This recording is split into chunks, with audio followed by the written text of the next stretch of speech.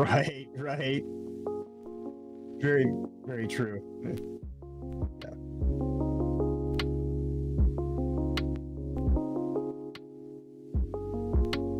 Indeed.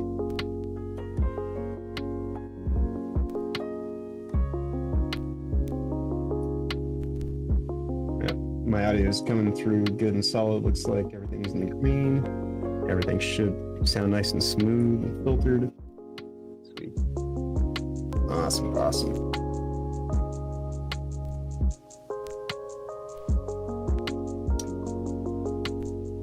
Right. I like that.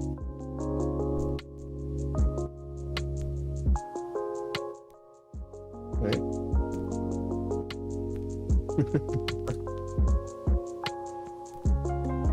That week in culture template actually turned out pretty good, I think.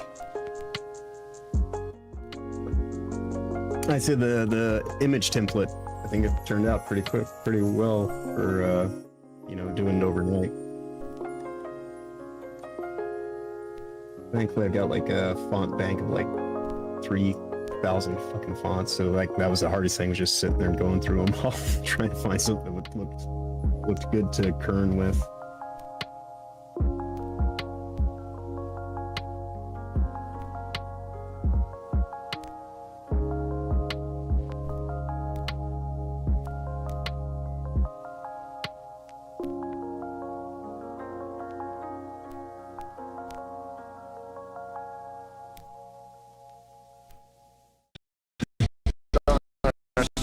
I mean, what game do you think you're going to be playing when you're 40? What do you think you're going to stop playing games? What's the age? What's the cutoff age? When you're out of high school and college. You're a high school kid? Yeah, I'm out of high school. Yeah. How old are you? Why does it matter? Well, I mean, you foresee yourself in the future quitting something you love, like video games? Do you not love video games? You just cruise through it. I mean, I think it's a little bit of a waste of time when you're that old. But well, how do you know? You're not old yet. I mean, I can think of probably reasons that video games would be a waste of time for a high school kid, too. Do you have a 4.0? Are you in honor classes to get more than a 4.0? No, but... You know what I'm saying? There's more things you could be doing to improve your life than playing video games, too, right? Yeah, you studying, not playing games. Hey, just recreation, man. Having fun. Ain't nothing wrong with that. Alright, then. All right. Hello and welcome to Honey Badger Arcade once again for the Week in Culture. I am Brian, using the puppet of Vivian James. No, I'm not confused about my gender, and stop asking that question. And I'm joined by John, the problematic white guy. What's up, John? How you doing? I'm awesome as always. How are you doing today? All right. Yeah, pretty good. Apparently, Fracus Macusmus and some of the guys on Rumble said they could hear us talking during the intro, which is kind of weird. I don't know if it was supposed to be sending out audio there. I mean, I wasn't saying anything condemning anyways, but I thought it was kind of weird that it was like going out. So may have to another thing I gotta add to the list of things I gotta look into. Work in progress. Yeah, maybe we just gotta have the phone call muted until we actually start. Huh? Who knows? Yeah. I say maybe we just mute in the OBS or in the Video Ninja phone. We could, but I mean, the way it should work is that the audio should not be going out through, because OBS is where I control the audio from. But who knows? The one thing I learned from 40 years of electrical, working with computers, is you can't really expect anything to actually work the way it's supposed to. It's all just under the work of magic and gremlins, I'm pretty sure. Yeah, I think that we are mostly flying by the seat of our pants, not knowing what the hell we're doing almost all the time. And once you understand that and accept that, it humbles you, and then you can just carry on and be like, hey man, when nobody gets it. But anyway, only I can master the technical problems. It's like I am both in control and completely out of my mind at the same time. But look, anyway, so we got a big show, lots of topics to cover, and hopefully you guys can hang around for this. I do see a lot of activity in the chat, which fills me with warmth enjoy and gets this little black heart pumping. So first off, appreciate you guys for coming on the stream. Yeah, let's see what we got here. So real quick, we're gonna get into the stories here in just a moment, but I'm just taking a head count. I see you Twitch, I see you Rumble, I see you YouTube. And I don't know, am I not going out on Facebook? I may not have been going out on Facebook. So oh no. Yeah, maybe not. It's okay. Yeah. We'll manage somehow. Yeah. It's not that big of a deal. But okay. Yeah. Okay. So anyways, today's show there is going to be a lot of Disney, but I can usually, what I try to do when I do these is like I will talk about the thing that is on people's lips, but I will use it to maybe like talk about something else that's like a little bit bigger than that. Looking at a broader picture, but looking at these microcosms as like I guess you could say my launch point. Yeah, jumping off point. Yeah. Exactly. Yeah. So, if you're bored of Disney, this is not really going to be that much about Disney, if that makes sense. So, and also I think that there's something cathartic about getting your, getting your jabs in or saying what you want to say, because this is our culture and we should probably have an opinion on it. So anyway, with all that out of the way, let us talk about things. So first of all, actually, I put this one up first because I thought it was the most interesting. And again, welcome to the chat, guys. But we're looking at this article from LAist.com. LAist. A weird name for, I guess it's Los Angeles list. The LAist. LAist. LAist that you can be. LAist. Yeah, right. I think they forgot an M. It's just should be lamest. Yeah, lamest. But okay, so we got this article from LAist.com and it's entitled "Sorry Barbie, Hollywood Gets Failing Marks When It Comes to Reflecting Diversity on Screen." Sorry Barbie. So what is this about? Well, I thought it was okay. So I thought it was kind of interesting because essentially there was a study done, because this is what we spend our money on nowadays, our grant money, to determine that despite the fact that the Barbie film made over $1 billion, it was apparently not enough to change the overly masculine Hollywood. This is their claim, that we like find ourselves in. So basically they're saying, well, let's just read through the article. It shouldn't take too long. So between Barbie, the Little Mermaid, and even 80 for Brady, I don't even know what that is, 2023 might have seemed like a strong year for women in Hollywood. But a little less than a third of the speaking characters in last year's top 100 movies were girls or women, and even fewer were tapped for leading roles, according to a new report released on Monday. That would be yesterday. Yeah. The inequality in... What was that? That 80 for Brady. The 80 for Brady was some movie with like some elderly women in it about like a football, sports ball, Super Bowl thing. If I remember correctly. Oh, so it was what, like old women watch the Super Bowl? That's kind of what it was? Something like that. Yeah. It was a movie about old women in the Super Bowl somehow tangentically. I don't know. But okay, that's the best I recall of it. All right.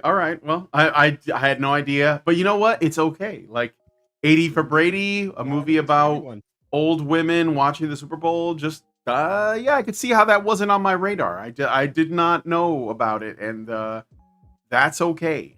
So, but anyway, but a little less than a third of the speaking characters in last year's top 100 movies were girls or women, and even fewer were tapped for leading roles, according to a new report released on Monday. The Inequality in 1700 Popular Films report by the USC Ansberg Inclusion Initiative and its founder, Stacey L. Smith, is the latest addition to a 17-year-old study that analyzes gender, race, ethnicity, LGBTQ+ identity, and characters with disabilities in the most popular movies. And I'll read a quote from this. Quote, once again, we document that there have been virtually no progress for girls and women on screen across 1,700 films in 17 years, Smith told LAist. That, to me, really communicates, despite all the activism, all the press attention, all the programs affiliated with the companies that make these films, there's a real disconnect between how do you create change and how do you perform what you think might create change, and it's essentially not working. So, any thoughts on this so far? So they've conducted a study, a company that is essentially their mission is inclusion. So they exist to promote inclusion. They have conducted a study and found that nothing is inclusive. Imagine that. It almost seems as though they have a vested interest. Yeah. Like they do consulting work and they're going to get a contract for like, such a situation. Oh, wow. How is that? It's a shock. It really is. Yeah. So it's mind blowing. And as always, they always land the same place. We still have a long way to go. But I have a couple of questions about this right off the bat. A couple of questions. What constitutes a popular movie? It says characters with in the most popular movies. It's the Inequality in 1,700 Popular Films report. So, like, how do you determine what popular is? And Nowadays. Yeah, I mean, like, how do you quantify that? So, like, when you release a film, do you know it's going to be popular when you release it, or does it become popular? And if it does, is it because of the inclusion that is present in said film, or is it because the film is successful? If I could venture to guess based off of just the way our weird economy works these days, I would imagine it has something to do with the engagement numbers more so than anything, because the buzz, if you will, like whatever the titillating on the zeitgeist, be it positive or negative, as long as people are talking about it, that seems to be the thing that generates revenue for whatever reason in the stock market. So I guess that's what equates to popularities. How much can you, just get a rise out of people, whether it's positive or negative? And because like they don't seem to focus it on money, at least not in recent years. I mean, that might be changing now that Wolverine and Deadpool are actually making some money legitimately. So maybe they might try to learn something, but I doubt they'll learn. Yeah, like the problem with Wolverine and Deadpool is that it has Wolverine and Deadpool in it, and those are played by straight white men. Right. Despite all of the, sort of gay potty humor that is in the film, it is still a straight white man film, and this is a problem. And we'll get to that because there's some, I don't know if these are like confirmed, so I'm going to say they're rumors for now, but there are... Yeah, go ahead. This is that Marvel is supposedly cleaning house and actually trying to do something about it within the Disney umbrella, whereas some like Lucasfilms, that is so far disconnected from, like, Lucasfilm is completely Star Wars is gynocentric, and this is what we're working on. And I totally believe that the ultimate focus of Star Wars currently is to set up a world within world scenario so that they can have a all female gynocentric reboot, kick-ass force within the next 10 to 15 years. Yes, for sure. Well, that's what they, of course, but this is the thing, and this is like what it was in Gamergate, this is what it is in MCU and the Star Wars and all these other intellectual properties. He-Man, you could pick whatever. Ninja Turtles. It's always from these people, it's always been about trying to create a market from nothing instead of responding to an existing market. And so whenever you try to create a new market, like we're gonna, and this was actually, they said this, I watched a video about it where, we already know that Kathleen Kennedy said from the beginning when they bought Lucasfilm that this was about, it's not just the Force is female wasn't just the tagline, it was the goal. Like they basically said Star Wars has always been for boys and we're going to try to reach girls. Right. And that was what the attempt was. But where they make the mistake is that Star Wars wasn't really for boys. And this is not, I don't know if this is going to be a popular or like understood sentiment that I'm about to make here, but because I was watching, I watched Furiosa with Lindsay yesterday, and we finally like managed to sit down and watch it. And when it was over, I enjoyed the action sequences a lot because George Miller is very good at shooting those things, but the plot was lacking like a lot. And I was sitting there with Lindsay and I said, I feel like somebody just said to George Miller, we need a Furiosa movie because female representation. Now, it wasn't like a super woke movie by any stretch. Don't get it twisted. He wasn't obviously taking a page out of the Marvels or She-Hulk or anything like that.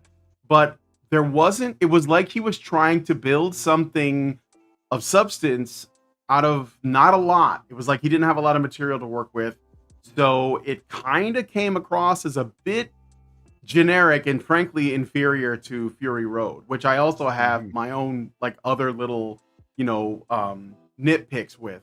But what I'm getting at though is ultimately this was about what I think that Furiosa is an example of. And I know that people like the Critical Drinker and stuff have said they liked it, but I think that they really want it to work, like where it's like, we'll make a movie for women and it'll be a success and then I'll support it and then everyone will see that I'm not sexist or whatever. But that's not really the problem. The problem is that there's a presumption in content that is popular with men, which is that it was made for men. And I said this to Lindsay, I said, because we're talking about it, and I was like, what's a movie franchise that you think is explicitly made for men? Like a male director sat down and said, I'm going to make this and I'm going to make this for men. Like that doesn't happen. It doesn't happen. You know what happens is that a director tells a story like George Lucas. No one could convince him that Star Wars was meant for boys because he never felt that way. It was just for, go ahead. I was going to say, I think the only way that you would sit down as a man and say, I'm going to make a movie that's for men would probably be X-rated. It'd probably just be gay porn. Yeah, right. It might be like gay porn. No, but like what I'm saying is that no one in Hollywood or anywhere, like it doesn't have to be Hollywood. No one who tells a story like Tolkien's Lord of the Rings books may be more popular with boys, but Tolkien never said, I'm writing this for men. Like that. This is the thing, like the way that the content that exists on its own merits comes out in many cases, it's often popular with boys, but that doesn't mean it was made for boys. But for some reason, stuff that is made with women in mind specifically ends up being weaker on both for the male and female audience. So, right. Do you see what I'm saying? Like it's and I firmly understand it too, especially as a child of the 80s. Like they used to have the He-Man She-Ra action hour, Yeah. One I remember was that. Clearly geared towards my sisters, and the other was clearly geared towards myself and my brothers, But we still all watched the cartoons, Yeah. I mean, And it's not as though like I didn't, it's not like I hated She-Ra and that I was, like thought she was the worst thing in the world or anything like that. No, just that was my sisters got the She-Ra toys. I got He-Man toys. We all played, with our stuff together. Like, it's just absolutely. Well, and again, what I'm saying is that like it was never. Yeah. There is this. No. There was this idea. There is this idea still that stuff that boys like is intended to exclude girls, and it really isn't. Like it never was. Like, and that's the lie. So the lie is that Star Wars is for boys, but that is a lie because it's appealing. It's not made so that women can't enjoy it. It just so happens that Don't very often. Yeah, but it just so happens that it as an IP is more popular with boys, but girls have always, like, there have always been female Star Wars fans. You know, I was just telling Allison, I was talking to Allison yesterday, and I was trying to make this point. I was like, Allison, I know you're not like really big into Star Wars, but you were really big into Star Trek. Did you ever feel like Star Trek was just for men and you just couldn't enjoy it? Or did you know that you were going to enjoy something that was generally more popular with men, and that you were going to be, you know, if you're someone who's concerned with like the fact that you're a woman that enjoys Star Trek, you were going to understand that that puts you in like a minority position. Like there aren't as many women into Star Trek. And she was like, well, yeah, that's fine. I was like, yes, it is fine, because if you're into it, it doesn't matter. Like you're not concerned with like how many of the girls are into the thing that I'm into. But this seems to be a uniquely female thing to do that, because men generally don't care. Like there are bronies and they exist, right? So like, but they're not like, why aren't there more boys into My Little Pony? They're just like, well, I'm into this, and that's it. Historically speaking, you know, stories used to be about what was considered the human condition, and the idea that anybody could identify with, you know, the main subjects at play, because we're all human, and that's like the humanizing element of it, and like the thing that like you can actually like, you know, learn a little bit of empathy and all this kind of stuff. All this identity politics rhetoric is just that. It is specifically for the division. As much as they want to sit here and talk about how important everyone is, well, if everybody's so important, then why are you trying to like make it so that everybody's so neurotic that we can't all just get along and like actually like, you know, like see the benefit in each other? Because like you make everybody like, you know, so needlessly defensive about like all this little shit that doesn't really pertain to much in terms of who they actually are as people in the human condition sense. And if we could all focus on those kinds of things, then we'd all be allowed to like kind of have our personalities and characters flourish and be able to stand out more like as individuals. So like the whole idea behind identity politics is a complete misdirect, because it lands you at 180 degrees opposite of what you even think you're going after, because it's all about debasement and dehumanization, and ultimately, you know, putting you up against the wall and saying, thanks for your time, useful idiot. Now, like, you know, we're on to the next problem. Yeah. You know, Yeah, for sure. It's hilarious. Well, it is true. And that's the thing that I think that, all of this stuff, this inclusion list that we're talking about, it is intended to set us against each other and like engage in a fight that no one is in. So like you were saying, you know, most of the best stories are about the human condition, and those are the ones that are successful, and they're not gendered stories.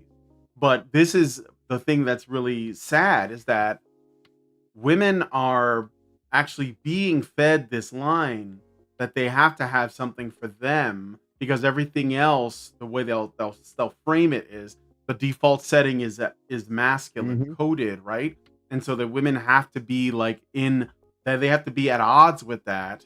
Otherwise, they're not going to be served by it. And this is obviously a lie, because again, you know, like Lindsay and I were talking about the movie Die Hard, and she likes to, or like, let's say she likes to watch Rocky. That's one of her favorite movies.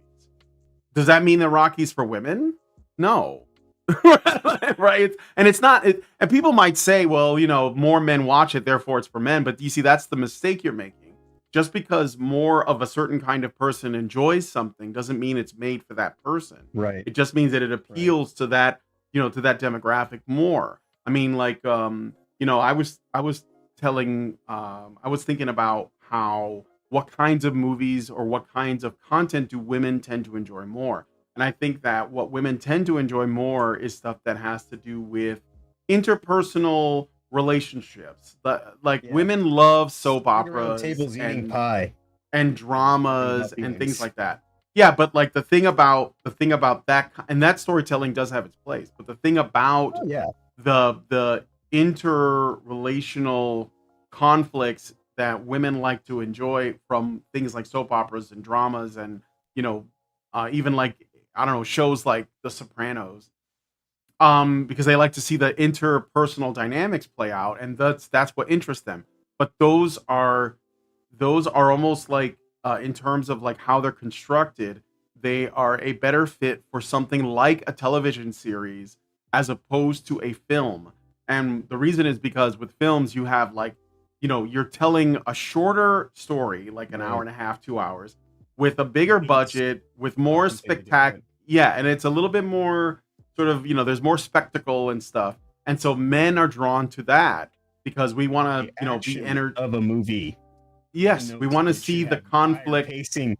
Yeah, right. Unless you're writing like My Dinner with Andre, and you're like actually that good to write something where you're just sitting at a table for 2 hours talking about the events of the world and like how like it all just kind of like goes about, like, and that's not most writers in Hollywood these days. It's simply not, And yeah, unfortunately, I remember watching this stuff evolve firsthand because like I've mentioned before, my time in art school, our head of our department for year one of game design and was a woman who was tapped specifically to become the head of the Women in Games special interest group backed by the IGDA, and it was just basically like this whole culmination ceremony. And so like and she was beating the drum loudly every single class about how like the girls and the women that were there in our classes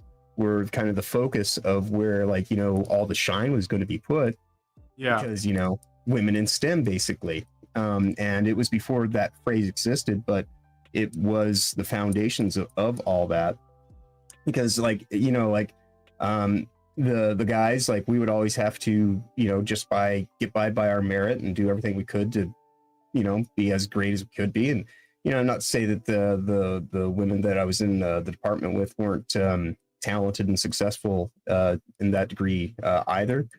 But it was definitely one of those things where it's like like the natural split on the class breakdowns was easily 80 to 90% men all the time, and like you'd have like a few women, and like this was like the first time like it was going to be a game design department. It was like this whole big to do, and so like and the entire time we were there, you could just kind of see that it was becoming about this push about like the indoctrination aspect of things, because like I was talking to one of my friends last week about taking on doing this cell shaded kind of take on the internet, and how like I've basically in the last year of doing all this stuff had to learn more softwares than we were taught when we were in art school.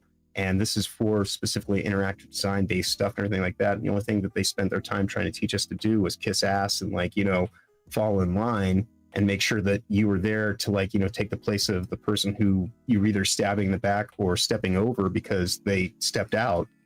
And that's like not the purpose of what should be entertainment mediums. Like there should be artistic integrity and things like that at play, and like you should just be kind of focused on excelling artists. But unfortunately, I think that when you start making these things be more corporatized and profit driven and everything like that, it becomes about the process. And so you go from having what used to be projects that were like this is my artistic project and I'm driven by my passion, to this is our quarterly product, and it's driven by X, Y, and Z, and all this marketing data and all this weird kind of consulting firm data that we've gotten from people that have vested interests, like we're talking about right now. And so you end up with very convoluted quote unquote solutions and analytical data, and that's the whole problem with like trying to trust evidence as though it's anything but faulty in all instances. Like what's the phrase, statistics and taxes, or number statistics and taxes, and damn them, or some shit. Like I know I'm you're talking about like there are lies, damn lies, and yeah, okay. exactly. So yes. Mark Twain, I believe. That's and so like that's the whole point though, is like you can spin something. Evidence does not mean the thing. Evidence just means the evidence of what you set out to either do, or sometimes the evidence that you actually found because you were being impartial. But more often than not, these think tanks and everything like that, they have specific milestone achievements that they're going after so they can secure more funding. So guess what they're going to report? The things that actually benefit them to report, and anything else, they don't have to report it. And so that's how a lot of this corruption even begins, is that you fish it out, you just kind of like farm it out to your third party consulting firms that you don't have to like be directly connected to. And so if anything should ever happen, there's always plausible deniabilities and everything like that, until you end up with situations like today where we're finding like this leak paperwork, which is all the more reason why they also do the consultancy nowadays, so they can break up where those paper trails lead, because there's more privacy in each of those consultancy firms, and they'll be able to have arbitrary kind of contractually binding client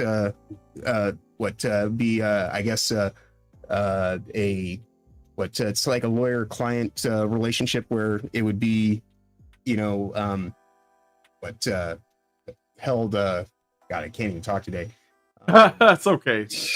Yeah, but like it would be something that would be held completely private, and like unless you have like like the ushering of a court such as this, like that would all be stuff that you couldn't get access to. And so like that's the idea, is to try to make as much of this as opaque and hidden behind hidden agents and actuaries as possible. Yeah, and NDAs and all that. Yeah. Right. Yeah. All right, let's look at the more. This is just the summary of the report. I'm going to go back to the reaction screen here. It says, this is basically how they conducted this report. More than 5,000 speaking characters were analyzed for gender. And the report found that only 30 of the top 100 films cast a girl or woman as a lead or co-lead. So 30 of the top 100. So that's a minority, but it's not terrible. That's substantially lower than the year before, but on par with 2010. Of those 30 films, less than half of the female roles were filled by an underrepresented racial or ethnic group, and only 3 films had a leading or co-leading woman who was 45 years or older. Kerry Russell, Via Nardalos, and Salma Hayek. For comparison, more than 2/3 of the speaking roles went to men or boys, while non-binary characters were featured in less than 1% of last year's top films. If the industry wants to survive its current moment, it must examine its failure to employ half the population on screen, Smith said in a statement. So self-fulfilling prophecy stuff again. I mean, like, so they're saying, all right, it's astroturfing. We have to hire them first before they have the merit and the talent, the skill and the ability and the experience. So we have to just go get these, Reddit trolls and Tumblristas and all this kind of stuff, and just like give them jobs. I mean, like, guys, Clownfish TV, some of you people that are like, oh, you will side with us overall, but you'll still kind of, this is the thing, okay? The premise of this is completely shot. The idea that there has to be 50-50 representation. Like, first of all, is your beef with the audience? Like, is it with us, with society? Or is your beef with Hollywood? Because they're the ones ultimately making the calls about what gets made and what doesn't. And I think that this is the disconnect, because it always comes out like this. These activist types, they want to blame the world for the problems of the people in their little elite group, their little circle. Where it's like, oh, I'm not getting, like, what was it? The actress, Jennifer Lawrence. I think it was Jennifer Lawrence. She complained about getting less money than Leonardo DiCaprio on something that they worked on together, right? But she made more than Chris Pratt. Chris Pratt, yep. Yeah, she made like way more than Chris Pratt on that one movie where they're like, I don't know what it's called. They're in space or something. I didn't watch it. Well, so I think that, there's I'll let you get back. No, go ahead. I think there's this thing where it's like a lot of people are very like you're unable to see past the haze of your own projection, and so like, a lot of people end up misdiagnosing a lot of things as everyone else, when it's just like their own bubble of what they filter everything through, and so they see it in everything because it's what they put in everything. Exactly. Well, yeah, exactly. But there is like this it's like they okay. So here's the thing that I think about Hollywood. The truth about Hollywood is it's a cesspool of leeches and parasites. And what they do is everyone who works there is trying to get the most clout, the most fame, or the most money for their work. They want to be legends. They want to be as well known as the classics like Audrey Hepburn and Humphrey Bogart. They want to become legends in their lifetime.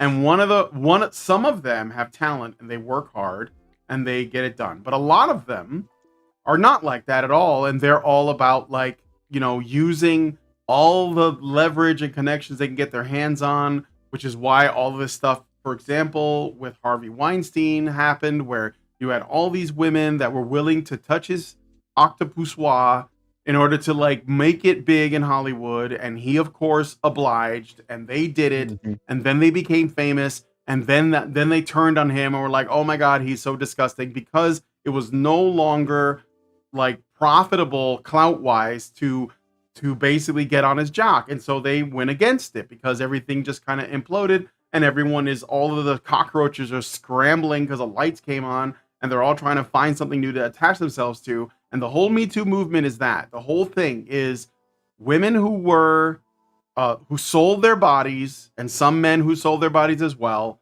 to get roles, to basically get clout and become famous and be made into celebrities, because it wasn't organic. They were made that way, Lisa Brighton would say, yeah, well, it wasn't genuine.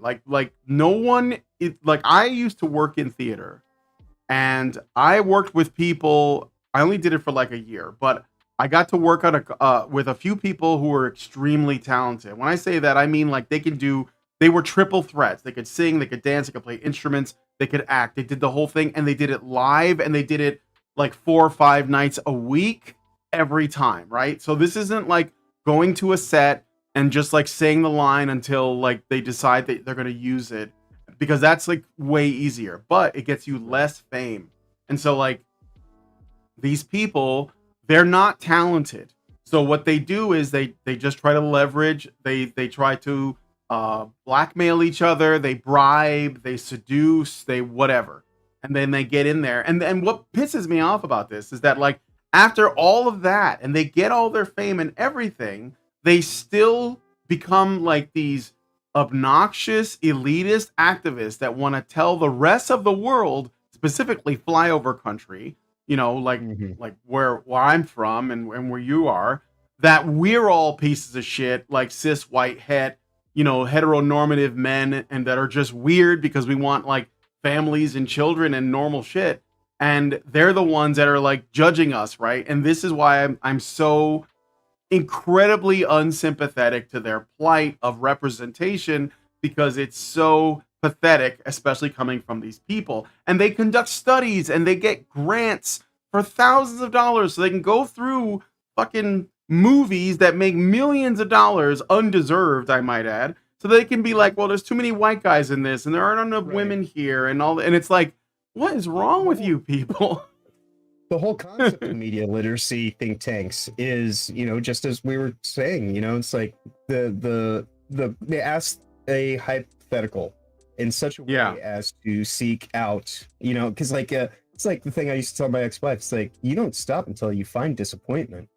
And so if you don't find the disappointment thing, you think you got me on, there'll be another thing, and then another thing, and then another thing, but eventually you're gonna catch me on something, and as soon as you catch me on that, well, that's the thing that's most important right now. And that's all this bullshit, just pearl clutching activism that just kind of happens all the time, where it's did you do the phrasing of those questions? Were the women in their mid 40s? Were they blah blah blah blah blah? It's well, what if my story doesn't have that? And it's well, why doesn't it? Are you misogynist?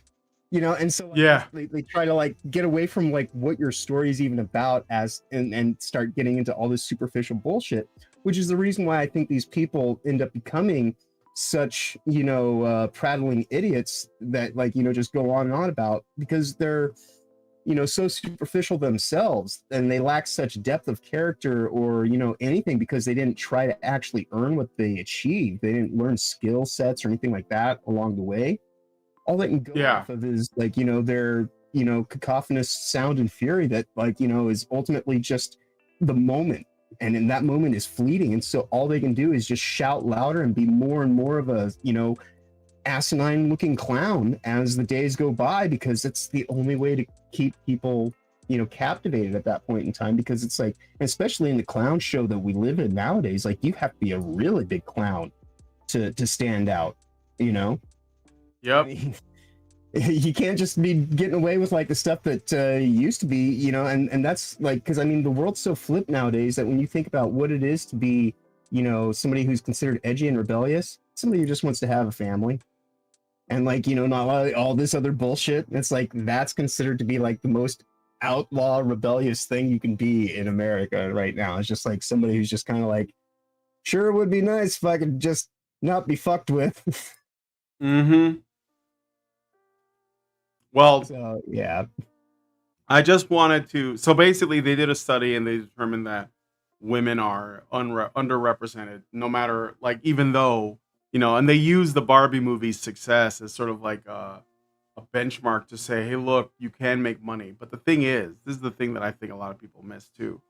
What I was basically saying, my original point before, films that we consider to be for men were never only supposed to be for men. Like, there were no people in the ticket sales telling women they couldn't go and watch, you know, Expendables or Conan the Barbarian. Like, they could just, like, whoever wanted to could go. And men are just more likely to support something they like, spend more money on it, invest in it, develop it culturally. Like the fandoms, you know, they're driven by men, they're supported by men, they are grown and nurtured by men. It is what it is. And you know, it's not like women didn't have, like, they could always have been a part of it if they wanted to. But on the flip side, the stuff that is made for women, it's almost like the exclusivity is part of the marketing. Like, they're like, this is for girls, right? So what happened when, so like, mystery that men shall never know. Yeah, and this is right. And they'll put hero and like all this stuff in the marketing, and they'll say this is all about women. And even then, and this is the thing that's funny, because this is all how it always happens, especially with these kind of, you know, these properties that were for the most part still supported by men, even though those men are being told it's not for them, which is what Elizabeth Banks that said that, or no, Brie Larson, right? Like, yeah, it's not made for you, right? And it's like, yes. And yet, I don't know about the Stitch in Time, but I know that, like, for the Marvels, for Madam Web, for all these, like, Furiosa, even though they were trying to tell us this is for girls, Star Wars, the sequel trilogy, it was still mostly men that spent money on it. It was still mostly men that, like, essentially paid into it. So even when you tell, so this is the thing, like, when you have something that's not explicitly for men, but happens to be enjoyed by men, women are welcome to be a part of it. Nobody gatekeeps them out of it, even though they probably should do a little bit. But when you have something, and yet men are the ones who primarily pay into it, and then when you try to make something, you try to market it as something just for women, even when you try to exclude men from it, that it's still mostly men that end up paying into it, if it is like a part of a broader sort of market that is generally dominated by men. And the only one that didn't do that was probably the Barbie movie. But the Barbie movie was marketed on a girl's toy, and it was essentially a female, like, misandrist fantasy. Like, that's kind of what the Barbie movie is. And I know a lot of people don't agree with me, but I think it was the most anti-male, anti-family, anti-love, anti-relationships thing that I've seen in and yet very, very popular with women, which should be concerning for people, but apparently isn't, because, you know, it was pink and there was Billie Eilish was on the soundtrack or something. So right. Yeah, well, I mean, even with the Barbie movie, you know, even though women definitely were the you know, primary viewing audience, for it, you know, being a woman centered kind of narrative and story, the male attending audience was actually still pretty high. It was. So A lot of men went as date nights or whatever, but yeah, and then like, you know, and there was like that whole like Barbenheimer weekend that everybody was doing at the time last year. Yeah, Barbenheimer. It was, you know, and so, you know, like a lot of the stuff that they do, you know, is they set it up so they can complain, oh, men aren't coming. If the men do show up, then they won't say anything about it at that point in time because they already conveniently did what they wanted to do, which was shit on men. And then if the men don't come, and then it's like, well, why don't you support us women? It's, well, because you just told us that you didn't want our support and you didn't need it. And so we were like, all right, well, I'll just let you do your thing. And then it's like, well, but it's like, well, just be upfront.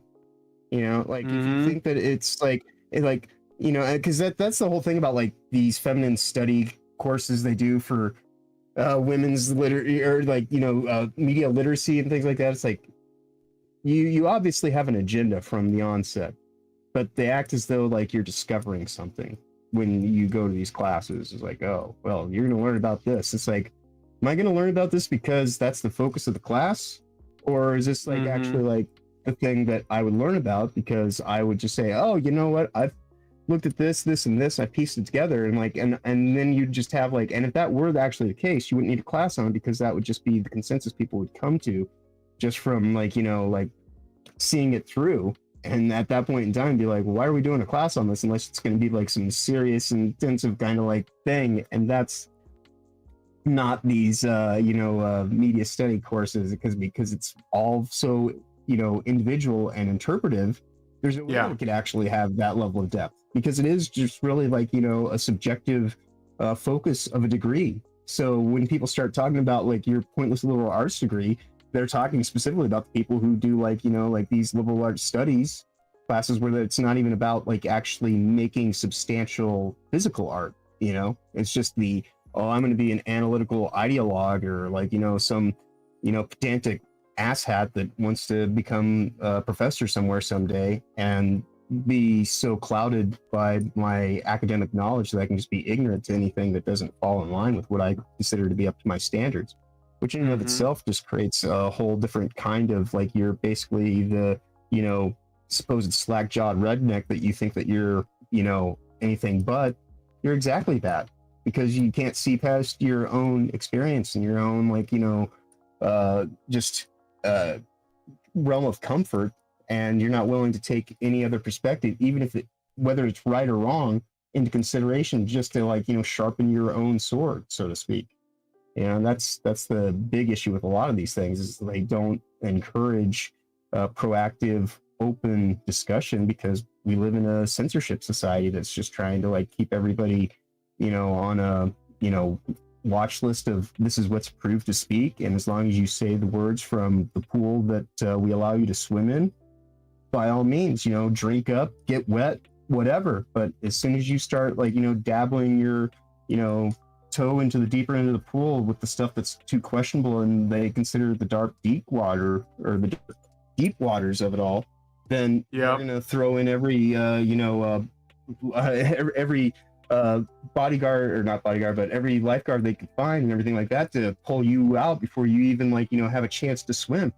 And, you know, that's the situation that we're dealing with right now is they don't want anybody to know how to swim to begin with. And so they're keeping everybody in the shallow end and trying to like, you know, like take off people's toes basically. And like anything that's like, oh, well, you know, I will always keep coming back to Harrison Bergeron, especially in the year 2024, because that's what our life is anymore, is just, oh, how can I make myself more, you know, the pinnacle of mediocrity? How can I be more rounded off at the edges and just the same and, you know, a little bit more gray and beige in my day-to-day existence? And that will be my pathway, like, you know, friendship and security and like all this kind of stuff that I would want for. I just have to give up my actual ability to experience life as an individual, but I can have an identity. Woo! Yeah. I put it my pronouns in my bio, and it'll be all that I am. Yay. All right. Well, No, that's good. Let me just see here. That was, so it's okay. It's all right. We're good.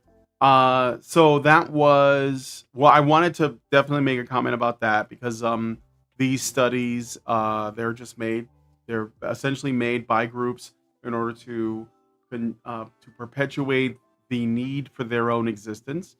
And is nothing new, but I thought I would share it. And that's why I say, if you come across something like this, like these studies, I see people, they try to refute them with like facts and logic and all that. Look, No, you have to understand this is, consider the source. It's ridiculous. Don't even bother to engage. Just ridicule and move on. Just make fun of them for being ridiculous and silly and moronic and move on. Yeah. Because like, it used to be the case that if there's someone of any talent, skill, or ability, they'll take that ridicule and they'll actually spin it into something good.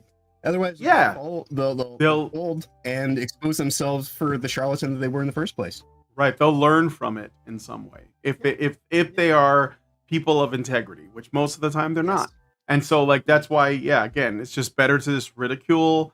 Don't bother entertaining it. Don't get upset. Like that's another thing that I see a lot is people are like, people who are not fans of brand X are istophobes, and people feel the need to be like, well, let me explain to you exactly why I'm not one of those istophobes. It's like, no, you're being ridiculous. They're only telling you this because it controls your behavior. When you react by trying to when you explain yourself, you are actually giving them exactly what they want. You are validating this. This is like what I saw. Was it a Star Wars Theory? I'm sure he's a nice guy. I know he's a big Star Wars fan, all that. I'm not attacking his character, and I know that he's very new to being attacked by the woke mob. But when they said, you are a homophobe if you have a problem with the new Star Wars, and he immediately goes, well, I'm not a homophobe. Star Wars fans are homophobes. Homophobes are assholes. And I'm like, what is a homophobe, dude? Like really? No, really think about this. What does it even mean to be called that in this day and age? It means nothing. Right. So when you respond to it as though it's something that you have to protect yourself from, you are giving them what they want. You are operating, you are dealing with very the label that they were trying to apply. Yes, you're taking it on, and then you're trying to say this doesn't fit me because X, Y, and Z. But what you are saying is saying you can use this label on other people that might also have a problem with the same things that I have a problem with, but you can't use it on me. But what you're doing is you're validating the use of the label at all. And that needs to be thrown right out. Like it has to be right out the gate. You have to basically challenge the notion, can you call me an istophobe for something? Well, you know what? Who cares if somebody is, right? Yeah, hence why I'm a problematic white guy. As I've said before, it's like, this is just, what are you going to do about it now? What are you going to focus on? Because you can't call me a white guy, because then you're actually doing me a favor, because this is a character actor. Exactly. So exactly. Well, I guess I'll just call you John.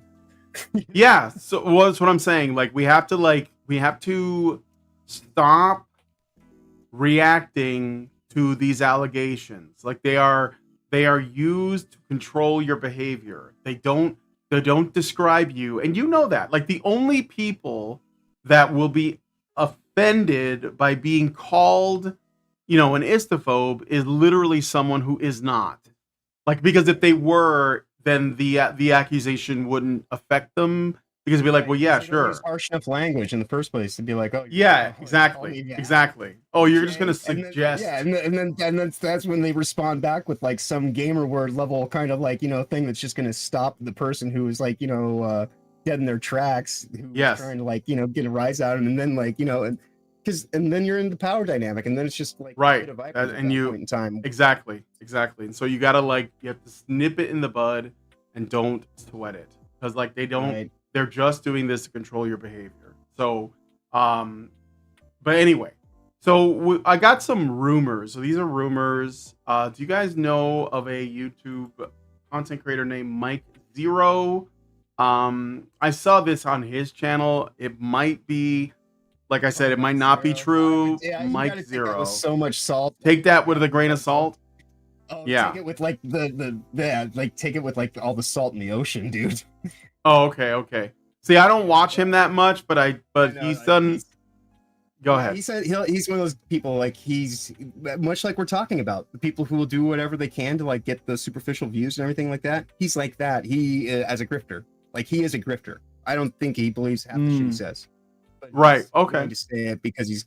But I mean, it's always still good to like just kind of bring into the debate, because as I said before, sometimes I'll say things I don't necessarily go 100% with, just so I can actually bring it into the conversation to actually kind of start like getting a better understanding of what's going on. So Right. So yeah, I mean, everything has some level of content value, contextually speaking. Well, yeah. So these are rumors, but I wanted to speak to. I'll tell you what the rumors are, and take it or leave it, like whether or not it's true. And I don't think Mike Zero is the only person sharing it, so who knows, right? But the rumor is, so we got this new Deadpool and Wolverine movie, right? Now, in the Deadpool and Wolverine movie, because you had like at least two different factions trying to get a movie made. One is obviously Disney, Marvel Disney. They wanted a movie that was going to make them money for a change, because all the Marvel movies have been flops, like very disappointing. Yeah. Nobody watched them. I haven't watched one since, I don't even know. Like, I think I saw Guardians 3 like for free like not long ago, and it was all right. Because there's with my nephew. Yeah, the Spider-Man. I avoided, but that was it. Like I avoided everything after like Endgame, and I even have criticisms of movies before that. But I haven't really been at all like engaged. And but what I do know is that they do have a lot of established lore since the end of since whenever I stopped watching and whatever's going on now. And so you have like Disney, Marvel trying to still hold on to whatever they think has any worth, or like something that brings their world together in terms of some kind of cohesion. And then you have what Ryan Reynolds wants to do. And so what Ryan Reynolds wanted to do is he and the director, whose name is Levy, they had a specific vision, because the Deadpool movies were kind of always outside of the MCU. They weren't MCU movies, they were Fox movies. And that was because, at the time, Fox still owned some rights to the X-Men, or maybe all the rights, I don't really know. But the Deadpool movies were a separate animal, right? And I liked them. I thought they were fine. The first two, right? Yeah. So Ryan Reynolds, like everybody, wanted to make it work. And I think that the thing is that I watched an interview that he did with Hugh Jackman about a week ago, and they were talking about like the craft. And Ryan Reynolds, I could tell by the interview that he was somebody who really did care about making this movie as a labor of love, because he's friends with Hugh Jackman, and Hugh Jackman loves playing Wolverine, like still, like he loves playing that character. And so they were talking about like what is the thing that is the problem with making films today, versus what the kind of things that he wants to do. And Ryan Reynolds always had this mindset, at least according to the interview, where he was like, I like to keep the projects small and focused, with like a handful of people that have a really like clear vision of what they want, and they're just focused on it, laser focused, and getting it done, right? And that was what he said in the interview that I watched with him and Jackman, what he wanted to accomplish with Deadpool and Wolverine, but he was working within the MCU framework because he wanted to bring it over, right? Because for whatever reason, I think that was the only way he can get it done. So he said that one of his biggest criticisms was the budgets for these movies. They just get bigger and bigger, and what happens is they get lost, and you lose focus on what is important. And to him, he said it's all about the characters, the relationships, the dialogue, those kinds of things. The budgets and the spectacle is less important to him, which I think is correct. I think that is if you look at some of the greatest films in our history, they were made with like very small budgets, or they were constantly running into problems. Like I remember, as I mentioned earlier, My Dinner with Andre, 2 guys at the table. And, you know, like the setup is like a walk to a restaurant, sitting down at the restaurant, and then you're at like, you know, the culmination of like, you know, this is what the movie is, and now you're sitting at the table and you just listen to these 2 guys like talk about like, you know, like how they interact in the world today. And, you know, and that movie, even though made decades ago, is another one of those movies. Like, I want to do a series called Relevant Fiction, stuff that's more important to watch now in the 21st century than it was when it was, you know, being made. Like, you know, philosophically speaking, like, you know, like from subjective kind of like, you know, guessing all the way back when it's like, well, this is something that I think about now because the future might blah, blah, you know, and just to remind people that, yeah, no, like a lot of this stuff didn't come out of nowhere. Like we, you know, we could see it coming for quite some time. And like, you know, it's because of this bozo clown world mentality that's just, you know, like gets caught up in, you know, all the nudging tactics and everything like that. And well, just make sure your nose is pointed this way and you're not, you know, looking at this or that. You know, the non-questioning aspects have driven us down this path this far, this long. Yeah. You know, it's going to take a drastic shift in the population itself to have an actual meaningful effect. And, you know, oddly enough, like things like COVID actually help to benefit that because, you know, it becomes oddly, you know, like just apparent to everyone at that point in time how, you know, how fake everything is in terms of, you know, the things they tell you in terms of, well, this is the important evidence to keep in mind and blah blah blah blah, because we just like we were talking about, like, well, this was all you know, done for someone's pure invested reasons. You know, you talk about the 2 biggest investors in COVID hell world, it was, you know, Bill Gates and Anthony Fauci, and that's just kind of like, I don't care how you feel about it, that's just a fact. And so maybe there might be something more at play when they're sitting here telling you these are important things to do when Bill Gates didn't even graduate college, let alone is he a doctor or anything of any kind of renown that would seem to, like, you know, suggest that he would know anything close to fuck all about what he's talking about. Yep. You know, he's just got a lot of money and influence and power. So that's really what it is. I think it's more about the power than anything else. But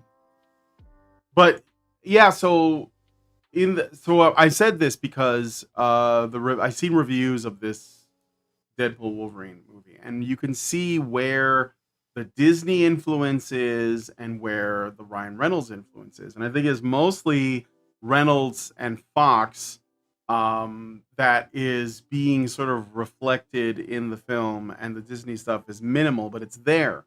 And so I said all that to say that the rumor is that there was, so what we get in the movie is like the TSA, like the time, whatever it is. The Time Variance Agency. Yeah, the TVA. Yeah, TVA. Yeah, the Time Variance Agency is like a big part of the plot. And I guess it is what is necessary to make the plot of the movie work. But it is also the thing that people are least interested in, like that watch the movie, they're like, oh, I guess we got to deal with this as crap. But like in all of this, there was some other rumors that Marvel wanted more of the sort of like female representation of their universe in the movie. And this is the rumor. The rumor is Brie Larson and Tatiana Maslany. So Tatiana Maslany is the actress that plays She-Hulk on the She-Hulk show. Are reported to be unhappy with Ryan Reynolds' decision of editing out the cameos of Captain Marvel and She-Hulk from Deadpool and Wolverine. It is also reported that Brie Larson is forcing Disney and Marvel executives to take legal action against Ryan Reynolds. However, Ryan, who took the entire responsibility of Deadpool and Wolverine, feels that their scenes are not necessary and might disturb the flow of the movie. And so there is supposed to be like, you know, there are scenes, supposedly, there's a rumor, of She-Hulk and Captain Marvel that are on the cutting room floor that may reemerge on like a DVD special edition or something like that. I mean, they should be happy for that. You know, movies get Yeah. cut in editing all the time. They You do. know, like That's right. and to think that you're gonna have any say, you know, like that's the whole thing. Especially when it comes to these MCU movies, there are no director's cuts. So the most you're gonna get is cut footage things, you know. And there is always cut footage, and a lot of times they don't necessarily even put out the footage reel, you know, and that's just the way Disney operates. So you know, with it, the only thing that's gonna like change that in this instance is Deadpool movies do have a, you know, track record of including a blooper reel, so I'm sure they're going to, and maybe that in and of itself is a whole reason to entice people to actually buy the digital, you know, release, or, you know, a DVD or Blu-ray, what have you, because you're going to be able to see stuff that wasn't included in the feature at the movie theater. You know, like they used to just kind of consider these things like, yeah, this is something extra. Like I was talking to people, for sure, like what I'm doing with this, how like, you know, like if once things actually start going well enough, I'd like to just record myself while we're doing the process of doing these things. And then those will just be like for members only kind of videos. Like if you want to see a behind the, you know, scenes footage of what I'm doing, and you know, support me, by all means, here, check this out, you know. But then one of my friends is like, but you're not going to give that to everybody. I'm like, it's something I wouldn't give in the first place.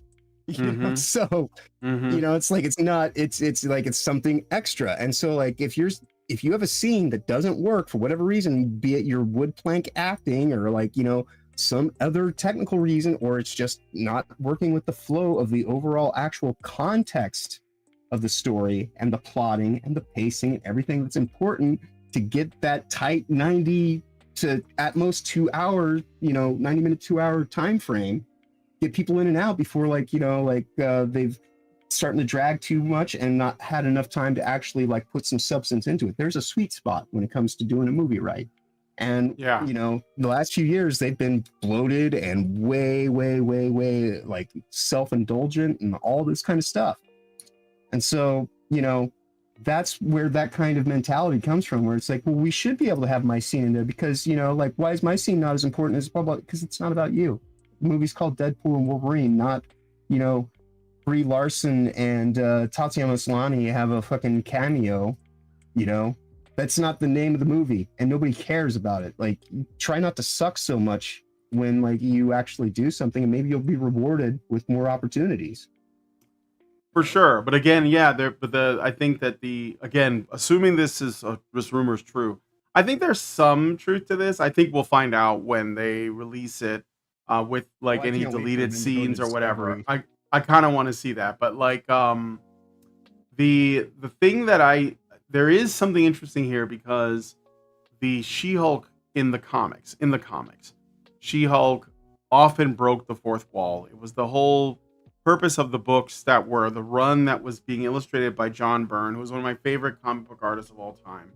And he was doing that run in like the late 80s with She-Hulk. And because She-Hulk traditionally broke the fourth wall back then, to have her have an interaction with Deadpool is like completely like, you know, like appropriate. Unfortunately though, the She-Hulk show sucked really bad, and part of it is because of Tatiana Maslany. So like you have, it's an unfortunate miss too.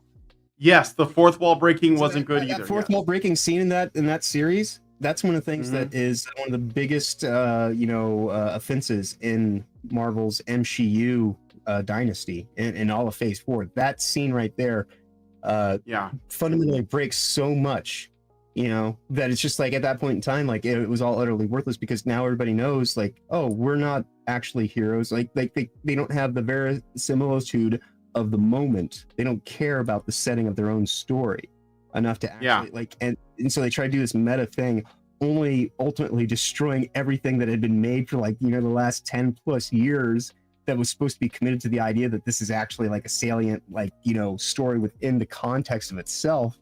But no, it's like, you know, just this thing that's being generated algorithmically based on market data and all this kind of stuff and done quite badly. And they just outright just said as much. And because they said as much and put it in a scene, we're supposed to find that to be humorous and clever. And that not like a self-admission that is trying to lampshade what the hell went wrong with the whole situation. you know. And so, Mhm. yeah, I don't want somebody who doesn't even understand how to do fourth wall breaks coming into a movie that's contingent on the whole concept being a giant fourth wall break, because you actually at least have to care about like all the things that are going on within that, you know, multifaceted space that you're accessing. And if you just treat it like, you know, so flippantly as, you know, something that you just kind of like lean to and then conveniently step away from, you know, in a contrived manner, then you end up with what is shit Hulk, as I call it, you know. And Yep. that show's one of the worst. Yep. Yeah, and it was like you said, it was well, I guess what I'm essentially doing is lamenting that there was a missed opportunity for something good, if it was good, like, to Right. begin with, but like because they dropped the ball on She-Hulk altogether, which was disappointing because again, She-Hulk is the favorite Yeah. from my childhood, like when I was reading comics. But I knew when they said they were going to do it, I knew that there was no way it was going to do it justice, simply because you could see the writing on the wall with the politics and, you know, the way that to use an like analogy, Hollywood is. if she wanted to take those steps, she should have built her own ladder or brought it and actually climbed to those heights. You know, and if you're not going to do that, don't expect somebody to just put you up on that rung, you know, because, oh, I did it once. Yeah, well, were you able to make it up to the second floor? But, well, no, we're dealing with something that's like on the third floor, and you didn't even get to the second floor. So what do you want from me? You want me to come all the way down there, bring you up, or no, we're not doing this. We're not doing this. And I don't care how you feel about it. That's how you feel about it, you know, and that's subjective. Yep. And yep. Like, and you know, and that's the whole thing. Like, we try to keep everybody caught in their feels in this subjective little bubble, so that you can't actually just say, well, that's all well and good, feel about it however you want, I'm not going to take that away from you. Objectively speaking, this is why I'm not doing it. And that's just kind of like end these things when people actually come at it from that standpoint. But it doesn't, you know, it's just more the reason, oh, now you're a misogynist, now you're like trying to like, you know, just, you know, like look for simple answers, and like you're keeping the situation the same so that, you know, it never, you know, like you're just creating more of the patriarchy, man. So, yeah, it's built in. So it is. So let me see. Oh yeah, Disney. We should look at this rumor. I don't know how true this is. Let's find out. So we got this. This was being, I think, Chris Gore talked about this on Film Threat. Film Threat. Yeah, many times. I don't know how true it is, and I don't know if it is impacting the people that you know, that we think, but let's take a look at this. So this is from Deadline.com. Disney Entertainment Television lays off 140. National Geographic heavily impacted. Layoffs are underway at Disney Entertainment Television on Wednesday. Roughly 140 people are affected, representing about 2% of the total DET workforce, Disney Entertainment Television workforce. National Geographic is the hardest hit brand with about 60 layoffs, or some 13% of its staff.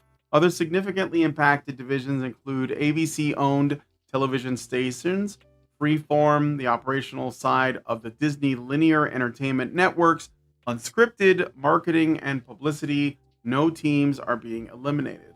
Not surprisingly, Disney's linear networks are taking the brunt of the staffing cuts, particularly those that do not provide the company's streaming platforms with highly popular originals, such as FX's Shogun, which is a great show, by the way, or ABC's Grey's Anatomy, that's for women, that drive viewership and subscriptions. And I don't mean that in a disparaging way. I mean, Grey's Anatomy is a good example of what I was talking about before, which is the kind of stuff that women tend to watch. And no one is saying that it's only for women, but it just so happens that a lot of women watch it. My mom loves these kinds of shows, you know? Same like with House. Both my sisters watch it. One of my sisters used to be an extra on it, but you know. Oh, really? Like another. Yeah. Which is one of those things. Like people tell me, you look familiar. It's like, have you ever watched 24 or House? Because you've probably seen my sister, who basically looks like me. I saw 24. I was into that for a little while when it first came out, but after about 2 seasons, I was like, I'm sorry, but my belief suspenders are broken. Like, you can't make a show where something is happening constantly for 24 hours. It just I never it got starts to into that one. become really ridiculous. It's a little too contrived. It was Like, extremely 6 days and like, yes. Yeah, and he's like, you know, the shit. Yeah. I know somehow he never has to go to the bathroom, but also like where whatever's happening, because there's always like these like insanely high stakes, and it's all happening in the same neighborhood because he has to go from place to place. I'm like, does he live in the 100-acre wood? Like, how is he able to go? He has to go from here to here to here to here. He's got some extreme pacing issues and what. Yeah. It's just like, and they set up the constraint themselves because Yeah. like, oh, this is supposed to be The gimmick well, the gimmick overstayed its welcome after 2 seasons. yep. It was just getting Pretty much ridiculous. So Yeah, if they just done like one series about a guy having like the weirdest day of his ever, that would have been perfect. But that's the thing, they never learn to like just do things for the sake of doing it, and then it turns into, you know, more product. that is exactly right. Like the first time you do it, I get it. Like it, you know, you're trying something new, it worked, and it was good. I was entertained. But then you do it again, and then you know, it's like we're gonna do another 24 hours of absolute insanity. And after the second time, I was like, you know, it's starting to look a little like you're starting to see holes in the, you know, chinks in the armor. And then the third one, and I'm like, nah, I'm done. Like, I mean, it's not bad. Like, if you're into it, go ahead. But like, yeah, I can't make myself believe this. Yeah. Yeah, you're asking too much. Yeah. So anyway, yeah, go ahead. Well, that's the thing about TV, though. Like, it, you know, that it does turn into content. If you don't have like, see, this is the thing. Like, just to let me digress into anime for a second. So, not that anime is immune, because it's not. I'm sorry, guys, but they're coming for your anime right too. now. That's the next Especially big thing right around now. the corner. It's the next big thing. They're coming for your anime. I hate to tell you this, but Japan is not safe. But like, Yep. so you have to gatekeep the crap out of it. And I'm not just talking about localizers, but that's kind of probably like that should have been the writing on the wall.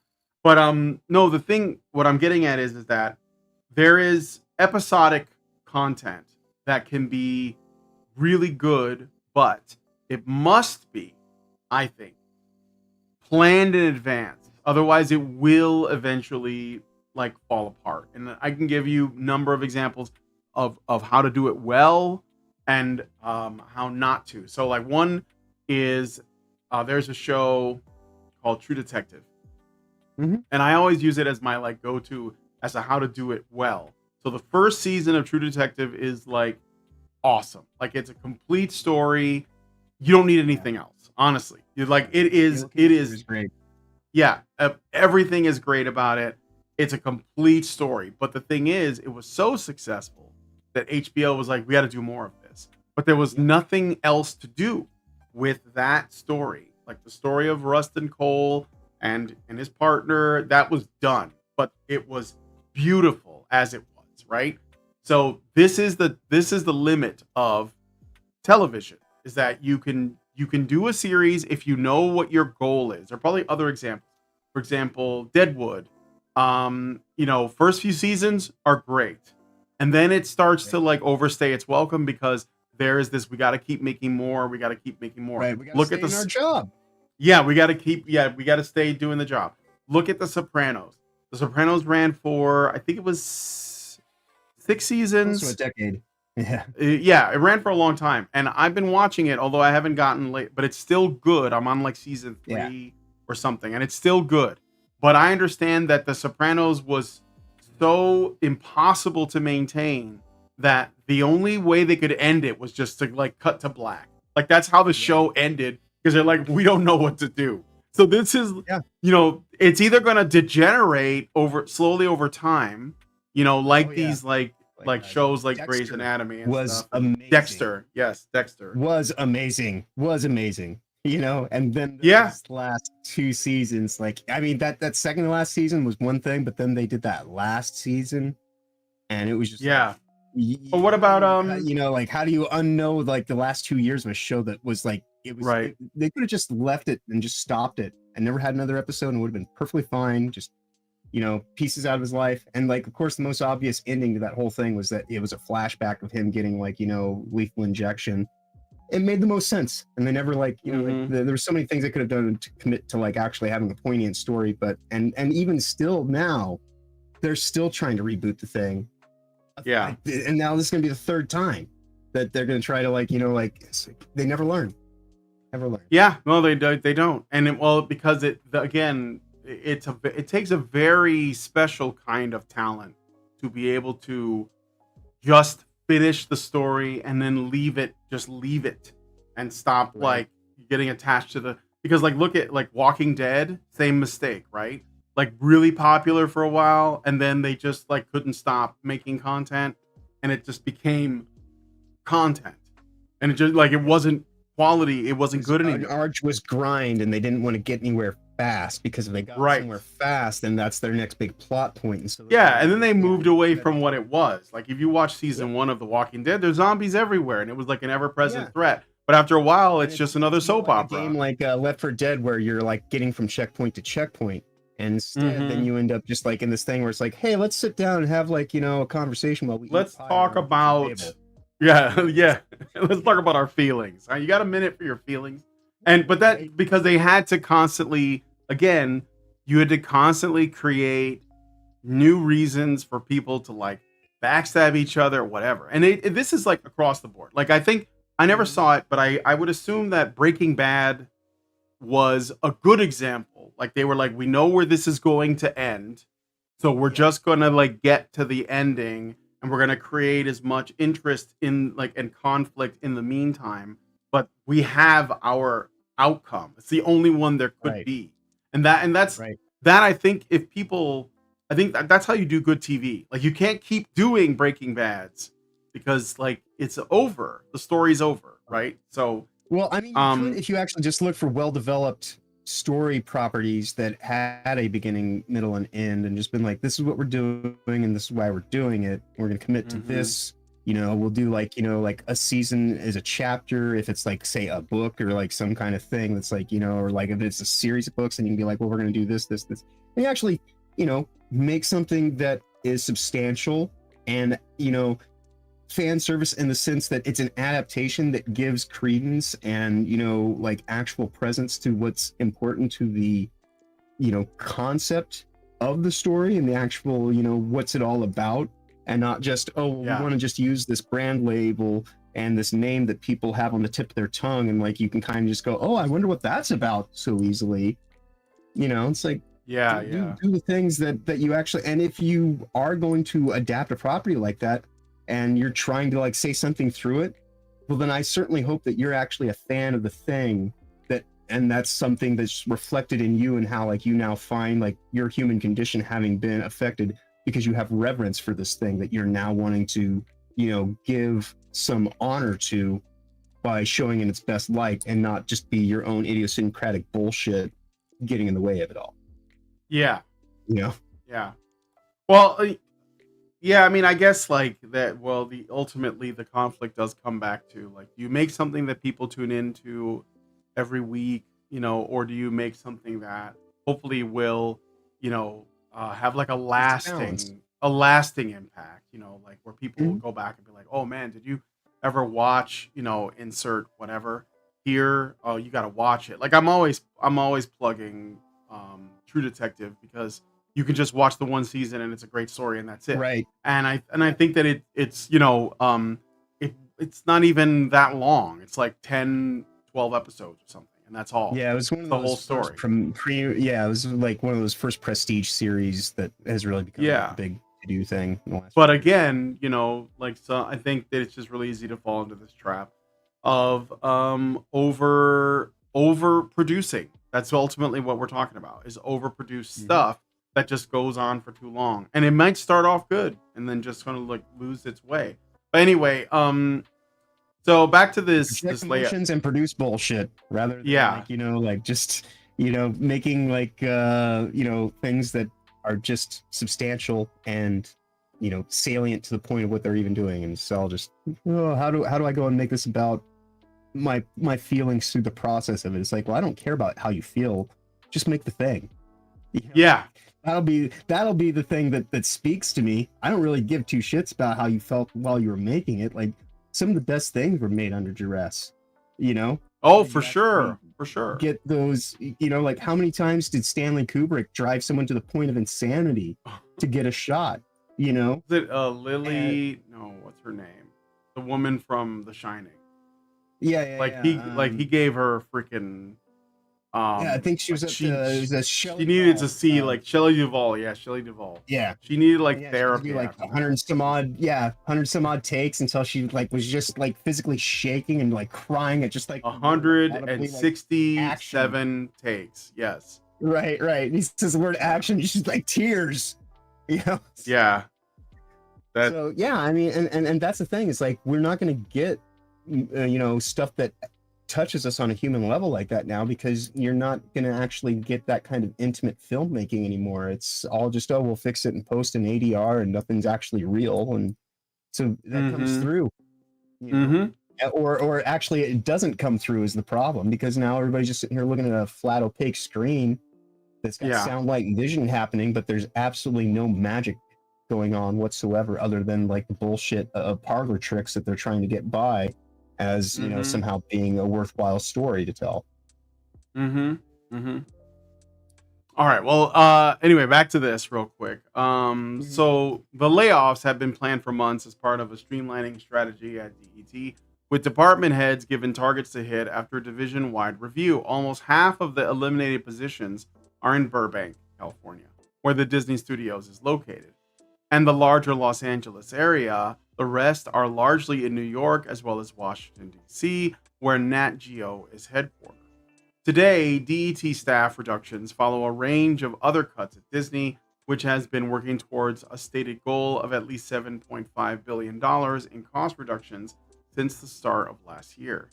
In May, Pixar Animation Studios let go of 175 people, or 14% of their staff, as the animation outfit trimmed its plans for big expansion into Disney Plus series under Disney's new, more disciplined approach to streaming spending since Bob Iger returned as CEO in November of 2022.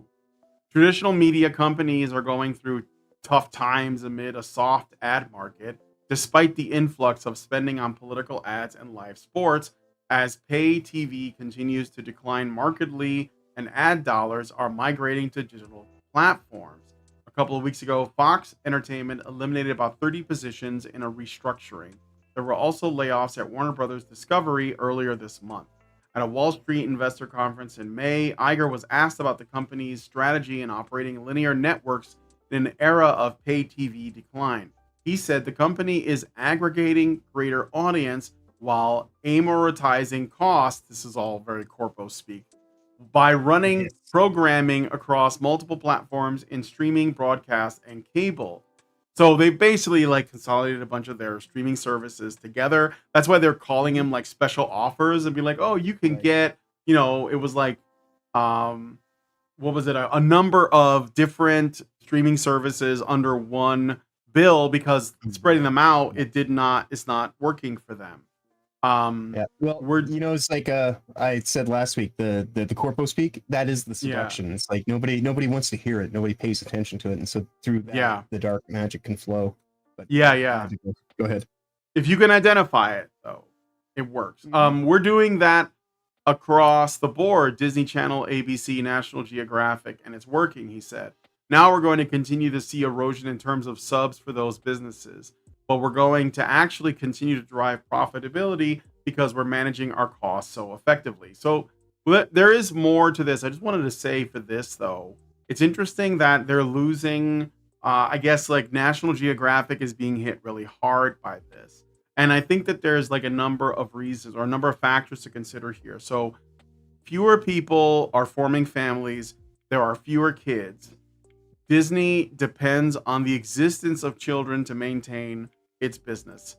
They probably don't know that they're basically like killing themselves when they, you know, create this content that is not attractive to children, when they try to queer the audience and groom them into LGBTQ queer theory ideology, and they're also encouraging discouraging rather the heterosexual, heteronormative relationships and stories.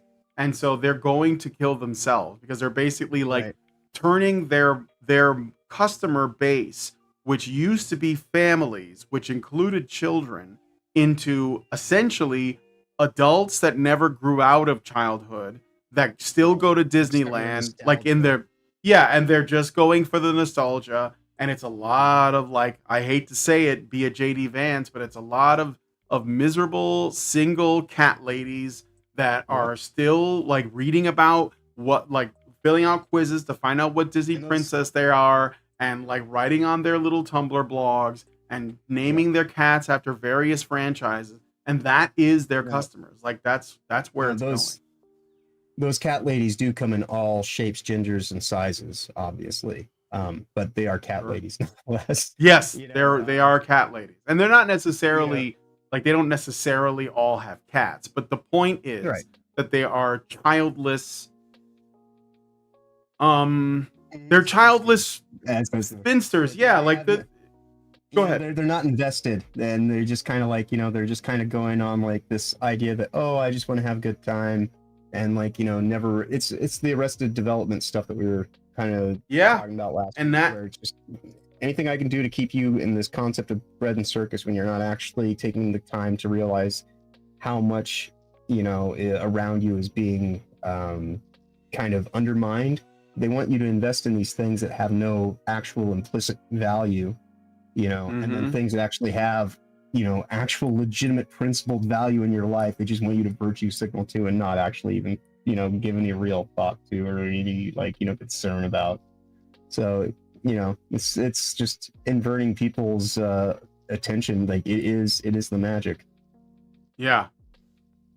And so another thing that I think is an effect of this, when you have this like shrinking population and you have fewer children and they're going to few, and I know people might say, that they're on their tablets or whatever, but the point is the market isn't there. Like there's, fewer children involved, like that are in existence, and it's going to have a downstream effect. For example, National Geographic used to be. Oh yeah, go ahead. Well, as you're saying with National Geographic, this might actually be the good segue for it, as it applies to, say, like the Discovery Group, because you're talking about the reason people don't want to, attach to Disney Channel anymore is because they don't trust it as a, entity that's safe for young kids in a family setting. Well, here's the thing with the Discovery Network. Scientism, the religion of facts and figures and scientific evidence and everything like that. I used to watch the Discovery Networks, like it was going out of style, but I gotta tell you, like Animal Planet, all that stuff. Right. But all that stuff that became, just narrative kind of, like it was like, wow, they do put an awful lot of stuff on here about climate change. It sure doesn't seem to actually gel with like reality, but they keep sure telling me like it's about to happen. Like, like there's the Plymouth Rock that we landed at and established our first colony in America. It's at sea level. It's still at sea level. It's not underground. It's not underwater. It's like, it's like, so, the inconvenient truth that we're supposed to like, now be living like in underwater on the eastern and western seaboards and things like that are supposed to so be gone at this point in time. And yet, when you actually look at legitimate experience and not just the way the numbers are spun for the evidence, I can give you as much scientific evidence as I need to prove my point. Sure. What have I actually done other than like, giving you a song and dance and put smoke in your eyes and just kind of gotten you to like, go along with it. And that's the whole thing that, a lot of this safety and fairness stuff we've been talking about, and like this work towards privatizing what people can and can't say on the internet by their terms of service agreements. It's because they want to be able to frame the conversations ultimately. And so like what will happen is it'll be the precog censorship. So people will never get to know what pertains to like even the issue is and get into the meat of it, because even talking about it, let alone the actual substance of the thing that you want to talk about, are now going to be terms that are, kind of on their discretion to boot you from the service. And so like that's the push towards making everything service model based, kind of interactive, go-betweens between a client and the business entity. And that's this whole thing. Like, people like want to call a lot of the problems that we're dealing with communism, Marxist stuff. And I'm not saying that those elements aren't in there, because clearly they are. But ultimately, the thing that we have to remember is that this is a globalist initiative that will use all things that are, compatible and compliant and willful on all ends of the political spectrum throughout every aspect of our zeitgeist culture, as long as it's willing to carry water for that ultimate end, then it will be allowed to do what it's doing for as long as it's doing it. Now, will it get undermined and sold out for being a useful idiot at some point in time? If it's low level enough, but they'll never know about it until they're getting pushed against the wall.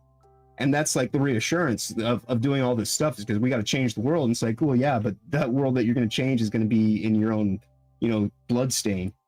And I don't understand why you're going through all this effort for people that ultimately want to get you out of the way, after they've kind of extracted their value from you, when all that value is how can I use you to live longer? It's like, they call it the hive mind virus, right? But to me, it's more of a parasite, like an electroparasite, parasocial network that we, that attaches in our brain, and we get these just weird metaphysical brain worms, and they alter the frequency that we operate at. And this is kind of conjecture, but this is my way of at least kind of understanding what is the hive mind mentality and like how that happens. But I do think it's more parasitical than viral, so to speak, just because it's something that attaches to you. But then again, a virus is something in your coding that has been contaminated or corrupted in some way, shape, or form. So you could actually honestly read it either way. They both work for the analogy. But in terms of, we call them parasocial networks, that's why I think parasite makes a little bit more sense in that regard. Yes. Okay, so I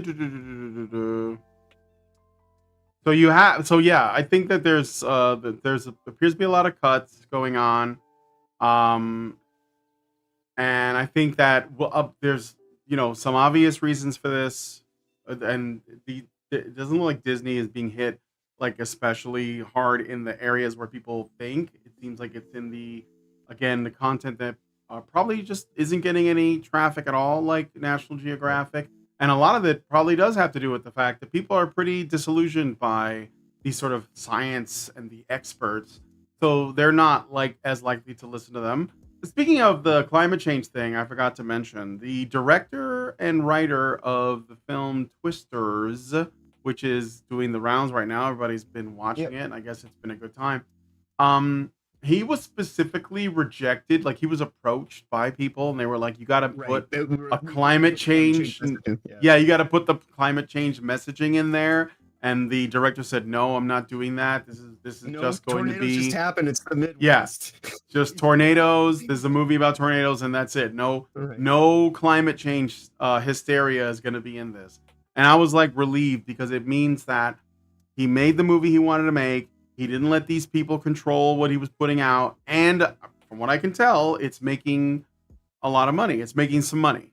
And it's what we need. And this is another thing too, is that a lot of these people, they are so removed from the consequences of their impacts on the economy with the way that they're voting, with the regime that they support, etc., that people are tightening their belts. And when you get regular people that are we're going to spend less money on bullshit, guess who gets cut first? It's all your streaming services. It's your bullshit shows. It's your bullshit movies. Yeah, it's all these luxuries. People don't need them. It's also going to be impacting video games. A lot of people are going back and playing retro games, or they're playing their old games, or they have a backlog. I have a backlog. I'm just doing the backlog. I'm doing exactly what we suggested when this whole Sweet Baby thing broke, which is look, don't give any money to AAA gaming for at least 2 years, and just focus on your backlog. I know you have games that you've been meaning to go back to, because we all do. Just go back and do that, or support the stuff that you think is good. I've already decided, in the context of just this console generation, I have a Steam Deck and I have a PS5. My Steam Deck gives me an abundance of opportunities and things that I can, technically you could buy one of these Steam Decks, another one for under $300, and mod it out to be a highly optimized workstation for what we've got going on the screen right now, and would be able to, like, because it's got a Ryzen processor and all this kind of stuff, and it's like a little, but you don't even think about what it actually is in terms of the device, but it costs less than a PS5, and you're able to do so much more with it, and like use it for all this stuff. Plus, it's a computer, and then you got a PS5, which I also have, you know, and I put down payments on both of them before COVID Hell World really got all the way into it, and I've had them both be things that I pre-ordered, and I set aside money for them. The Steam Deck is rewarding. I made a channel over the Steam Deck. PS5 has been, you know, one of the most corporatized pieces of equipment I've ever had to deal with, to the point to where I'm just resolved to where I tell my friends, yeah, I think this is the last PlayStation system that I plan on owning, and I don't even know if I'm going to continue keeping up with a PlayStation Network account after a certain point in time, because, you know, because it's like, what's the point? Because like I see my friends, you know, more sparingly. We're all like, you know, I'm a dude in my 40s, so, you know, it's like people have lives and things like that, and so like there's a certain amount of like, you know, like there's a power dynamic when it comes to these things, you know. And I think this is what the failing is that these companies, they put so much into their end of it that they expect us to carry all this shit. And it's like, no, you should be like a thing that you want me to, like, you know, actually bring my attention to, and this and that, rather than just like coming there, letting myself like be a bucket that you're going to fill in all this stuff with. Let me take the things away that I want to take away from. And if you allow me to take the stuff away from it, and don't do it with like a whole bunch of judgment or like, you know, like pre-existing kind of this or that, you know, then I'll actually proselytize and like, you know, like go out and do the word of mouth for you, because it actually feels like something I want to do, rather than when you go to these movies these days where it's like, you know, it's all about this, that, and the other thing. If like you don't agree with it, then it's like, well, this was not only a waste of my time, but I feel attacked, you know. And then like you got like the hive mind mentality that's now just been gassed up all the more, and so it's, you know, it's life by gaslight, and like we're all just going around in this weird dim haze of bullshit and, you know, like half truths. And anything that's like actually legitimate, that's the stuff that gets pushed to, you know, the outskirts and the periphery, because that's not the thing that generates the buzz, because ultimately, you know, it's the engagement. To get back to like, you know, what it is that they use to as their analytical tracking value these days. And so it has absolutely nothing to do with anything of merit or substance, because the monetary system itself has absolutely to do with merit or substance anymore. You know, anytime you go and you put money in the bank, they get 10 times that amount fractionally reserved to their accounts. And so, you know, our debasement continues unyielding with each passing day. And so, you know, it's like when things like that are set in motion, there's no reason for them to stop doing the things they do, because all that benefits them do is like you hear about a lot of companies, they start becoming like equity firms and this and that, or investment houses. And so that's, they can basically perpetuate these slush funds where they open up, you know, not like NGOs, and they become like, you know, just able to become their own funding models, because that's exactly what happened within the game industry this last few years. When you talk about what was Sweet Baby Inc. and all that stuff, it spun out of the HR department, and those HR departments, you know, you get to a certain level, but you're, you know, this meddling middle class or middle managing woman, and you can only hit the threshold so high because they're not going to put you in the higher reaches, but they want to keep you at that meddling middle manager level. And so they spin them out into consultancies, and that's how these contract companies spin out and get funded and all that kind of stuff. It's because it's the proliferation of the women, and the only place they can put those women is in the cattle gates, because they lack the talent, skill, or ability to actually do anything else that would actually be called for in the day-to-day working world. And so they just have like these piecemeal jobs that are completely, you know, trite and, you know, of the moment, and just kind of like, well, anybody could do it, to the point that they hired these women at a lower rate than they would have hired men, and let them fail over the years, so that now they can say, well, not only can anybody do it, a robot can do it, because it's all just analytical data tracking. And so like that's ultimately what this was. They played themselves, and it's going to be great when the Gina, you know, when Gina's court case goes through and actually gets in discovery, because that's when we're really going to get the meat of all this actual legitimate information, the stuff that they keep in their Slack channels and all that kind of stuff. And that's where you'll actually see the darkness revealed for what it truly is behind all this pomp and circumstance, parlor trick bullshit facade they put in front, you know, to, you know, kind of show and tell everybody the revelation is on its way, and I cannot wait for that revelation to come. All right. Great points all around. Let's see here. So I covered this thing. And I talked about the layoffs. I don't suspect it's gonna have any like real like visible effects for a while. But I do think that Disney is on borrowed time. So, and I mean, not only them, but basically any of these companies that participate in this kind of, not just like woke hiring practices and DEI stuff, but that is a problem. Yeah, the way that just what the messaging is, what their central thesis, and it's not really resonating with people. People are tightening their. They're gonna have to evolve because now the conversation because like that's the thing is like the last year or so. I love watching FNT and like, the old guard of YouTube, as it were, who would talk of these things, but they would always kind of get to like the periphery of the edge. We're like, it's starting to get a little too political. I don't want to go into those murky waters because I don't want to lose my audience. But enough of us been so inundated with it that now like we swim in the mud, we drink in the mud. Everything is mud. So we're just like, talk about the fucking mud so we can actually what was the thing that the dirt again? Yeah, what was the thing that happened to Gary recently? He's got a concern troll who's trying to clout chase, basically trying to say, and it looks like the guy is probably bot assisted in everything that he's doing, but he's probably astroturfed. Like, they're all supported and so he's just kind of trying to get by on that that superficial stuff we were just talking about. He's like nobody of any legitimacy or anything like that, so he just looks for the biggest target that he can find and takes the most hackneyed approach, and the results will speak for themselves, and that's kind of what's been happening is people have been trying to deal with them in a legitimate way, keep getting censored and tossed out of the discussion thread because his whole point is to just keep the engagement baiting going and not to actually be involved with the discussion, because as soon as you get 2 steps into it, you immediately find out, oh, this guy's just a fucking a leech. And he's pretty parasitical, and all of this stuff that he's doing is specifically just for the shock aspect, because he doesn't actually seem to actually have legitimate views or based on an experience. It's just kind of like an ideology that's guiding and one of the many thoughtless voices that's attached to that. I mean, this is just the next phase. Let me look at some of the comments that you guys are saying, because there's been an active chat here, which is pretty awesome. Yeah. Mangaka 92. I have an extremely long backlog that I've been drowning under. Yes, we all do. I think we all have some of that. Let's see.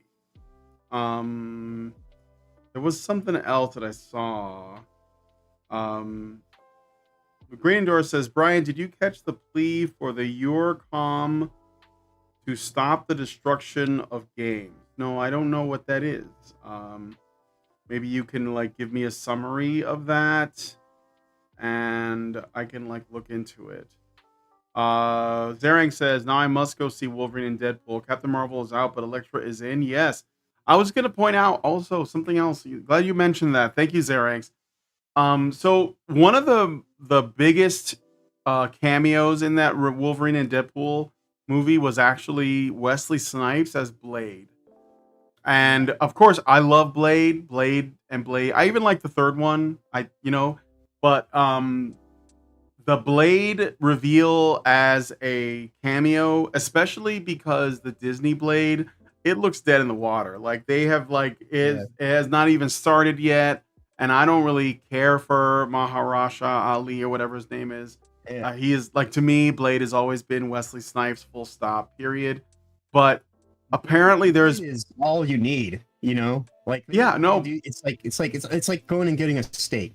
Will I get a baked potato? Will I get a baked potato? I don't care. Right.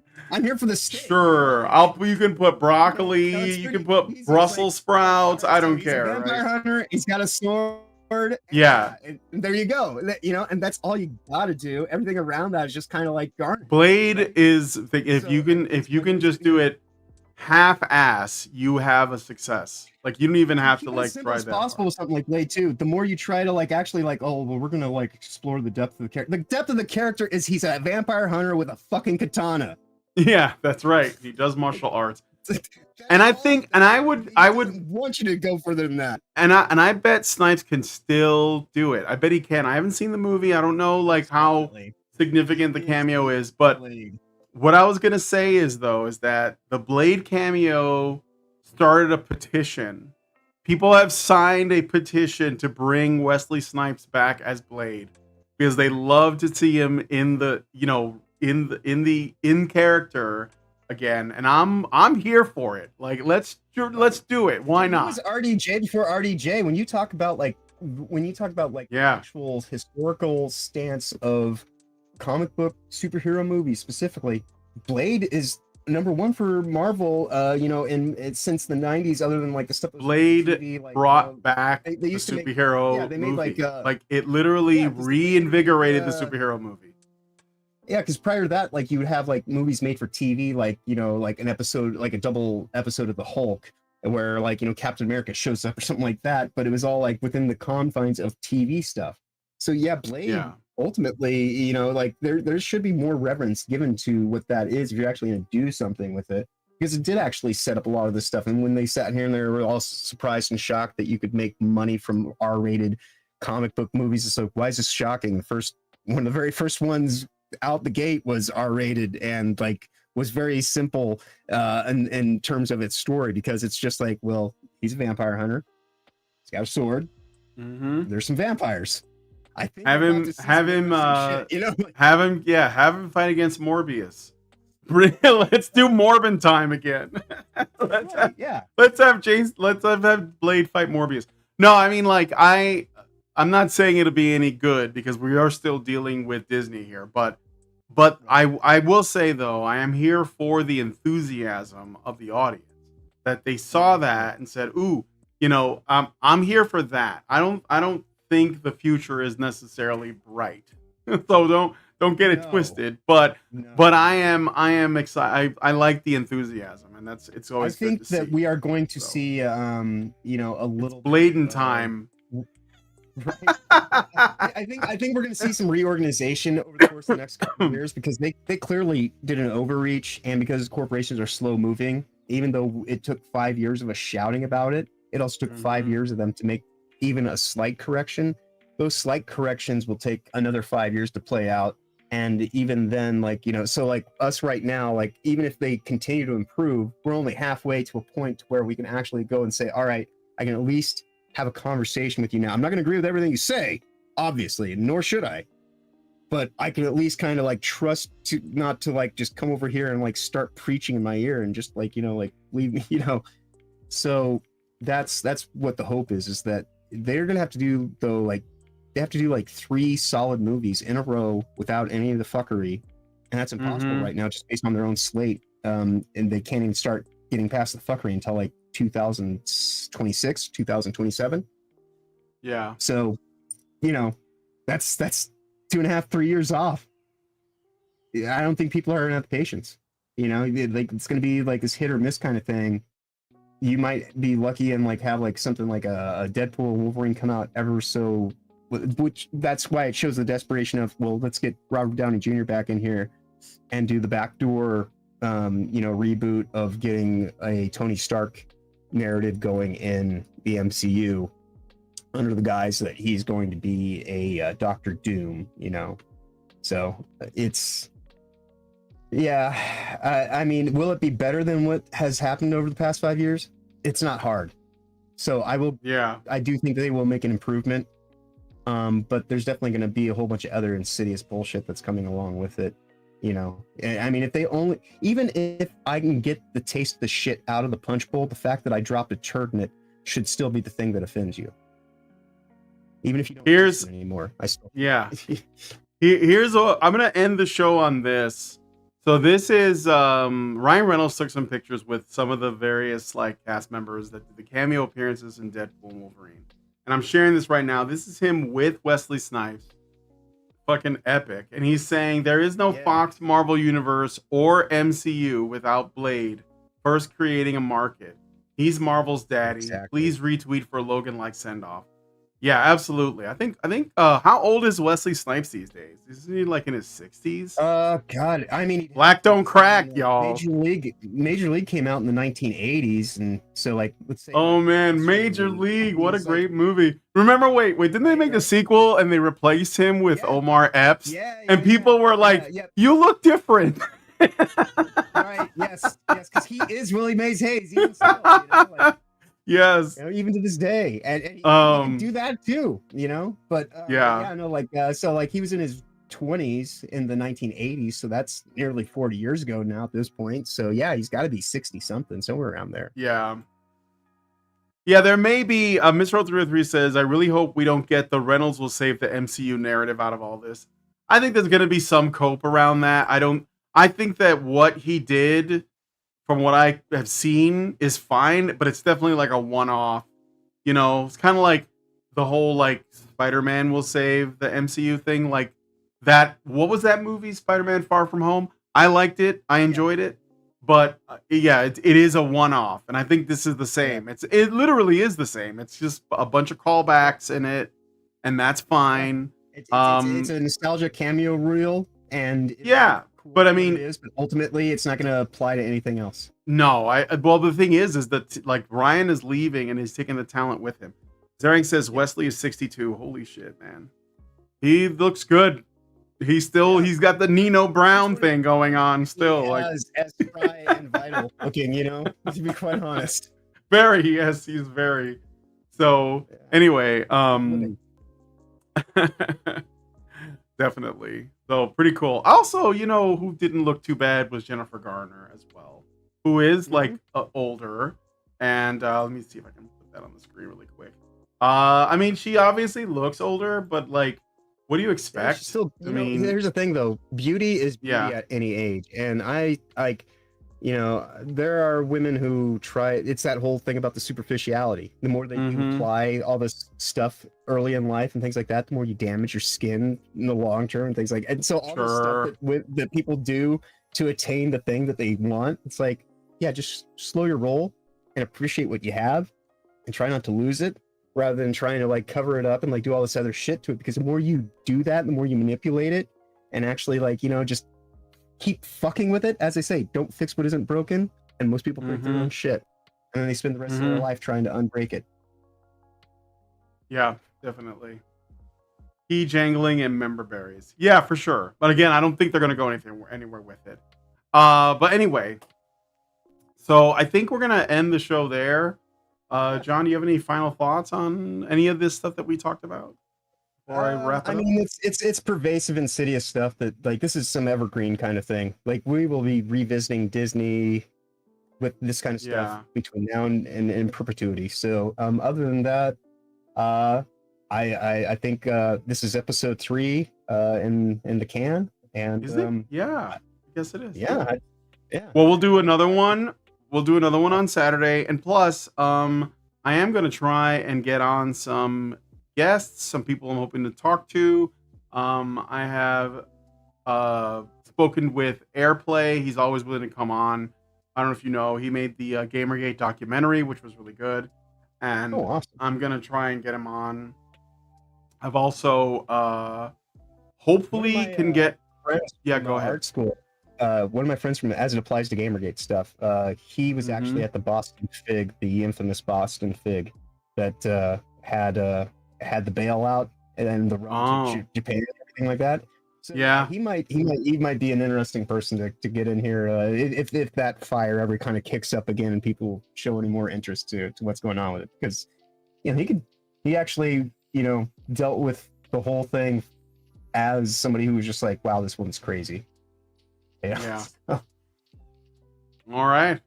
Well, yeah, we'll definitely get on some guests. I'm also like trying to get on this guy named Mentis Wave, who he's got a great channel, mostly just talks about like libertarianism and the Mises Caucus and that kind of thing.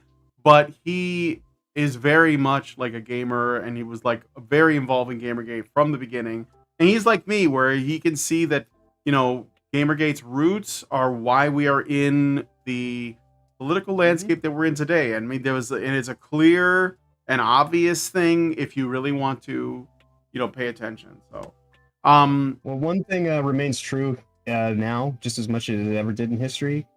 Games were evolved out of war strategizing. And so, that's exactly what you see playing right now is like we're all just being made into these child soldiers, so to speak, and being forged for, things that go beyond. And that's why you have to pay attention to it, because if you don't, then people will tell you what you want to hear. And that's why you always have to, question the authority and, guard your heart and all that kind of stuff. There's liars out there who want to deceive you and take advantage. Definitely. All right. Well, thanks guys for coming on. I didn't do a campaign this time. Wasn't sure that there was no time, but we'll do one on Saturday. I just don't. Out. You didn't drop out, yeah. But it's okay. Yeah, you didn't drop out. You did. So that's good. That's true. That's true. But yeah, thanks guys for coming on the stream. If you guys like this video, please hit like, subscribe if you're not already subscribed. Hit the bell for notifications. Leave us a comment. Let us know what you guys think about what we talked about on the show today. And please, please, please share this video because sharing is caring. Thank you so much for coming on today's episode of The Week in Culture. And we'll talk to you all. Well, see you next Tuesday. Put it that way. Well, but we'll see you on Saturday. Safe travels. Yeah. All right. But at least see you next Tuesday, which is always fun to say. Yeah, anyway. It's just fun to say. Talk to you guys later.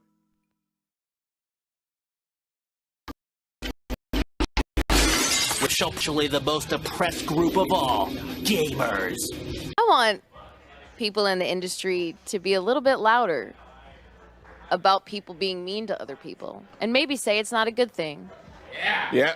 Maybe say we don't want you around if you're going to be a cunt. Yeah. And hateful. And that the games industry is diverse naturally. Not because anyone's making them be diverse. Because the world is diverse, you stupid motherfucker. And if you have a problem with that, come fight me. Physically. Bitch. Has anyone taken you up on that yet? No, because they're all pussies. Yep. Down here, salt is a way of life. Obviously, the environment down here is all salt. The ceiling's salt, the floor is salt, the walls are salt, and to an extent, the air is salt. And you breathe that in and you can constantly taste the salt.